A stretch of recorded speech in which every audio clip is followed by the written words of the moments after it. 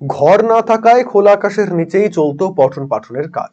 শীত গ্রীষ্ম বর্ষায় চরম দুর্ভোগে পড়তেন চাঁচল ২ নম্বর ব্লকের ভাকড়ি পঞ্চায়েতের নয়াটোলা শিশু শিক্ষা কেন্দ্রের পড়ুয়া ও শিক্ষিকারা। অবশেষে দীর্ঘ ২ দশক পর স্কুল ভবন নির্মাণ কাজের শিলান্যাস করা হলো মঙ্গলবার। এদিন এই কাজের শিলান্যাস করেন পঞ্চায়েত প্রধান আগ্নেস পারভিন।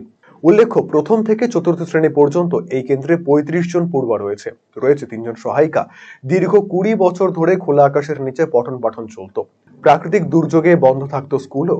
মিড ডে মিলে রান্নার জন্য অন্যের বাড়ির রান্নাঘরেই ভরসা। ভবন না থাকায় কমেছে পড়ুয়ার সংখ্যাও। সংবাদ মাধ্যমে এই নিয়ে খবর করা হলে টনক নড়ে প্রশাসনের। পঞ্চায়েতের উদ্যোগে স্কুলের নিজস্ব জমিতে একটি ক্লাসরুম, রান্নাঘর ও শৌচালয় সমেত পাকা ভবন নির্মাণ করা হবে, যার জন্য খরচ হবে প্রায় ৩.৫ লক্ষ টাকা। এই নির্মাণের কাজ শুরু হওয়ায় খুশি গ্রামবাসীরা।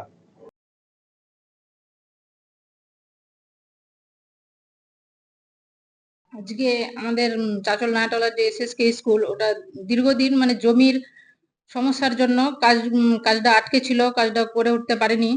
অনেকেই চেষ্টা করেছে কিন্তু কাজটা করে উঠতে পারেনি। আমি এই ক্ষমতায় আসার পর বিডিও সাহেবকে আরো বিভিন্ন জায়গায় চিঠি করলাম, মানে যাতে দ্রুত এই ঘরের কাজটা শুরু করা হয়। বাচ্চাদের এই খোলা আকাশের নিচে স্কুল করতে বসতে, টিচারদেরও বসতে খুব অসুবিধা হয় বলে আমাদের কাছে একটু অভিযোগ করেছিল। আমরাও এটা নিয়ে একটু নড়ে চড়ে বসলাম, যাতে এই স্কুলটার জন্য একটু মানে তাড়াতাড়ি ঘরের ব্যবস্থা করা হয়, যাতে বাচ্চারা সুস্থভাবে ভালোভাবে পড়াশোনা করতে পারে। হ্যাঁ, কাজ শুরু হয়ে গেছে। কি করা আছে, কি কটা রুম? এখানে বর্তমানে এখন একটা ঘর, রান্নাঘর, বাথরুম, ছেলেদের খেলার জন্য একটু জায়গা, এসবই করা হয়েছে।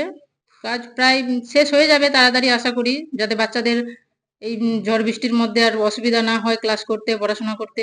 হ্যাঁ, জলের ব্যবস্থা, রাস্তা ব্যবস্থা সবকিছুই করে দিব। কাজ ভিত তৈরি হয়েছে, এখন আমরা চাইছি যে তাড়াতাড়ি স্কুল ঘর তৈরি হোক। কাজ ভিতটা কাটা হয়েছে আর এখনো ইট টিট পড়েনি। এখন দেখা যাক, চাইছি তাড়াতাড়ি যত তাড়াতাড়ি ঘরটা হয় তাই। আগে তো গাছতলায় বাচ্চাদের পড়াচ্ছিলাম, শীতের সময় ঠান্ডা, বর্ষার সময় বৃষ্টি, পড়ানো যেত না। আবার এই গাছের উপরে পাখিরা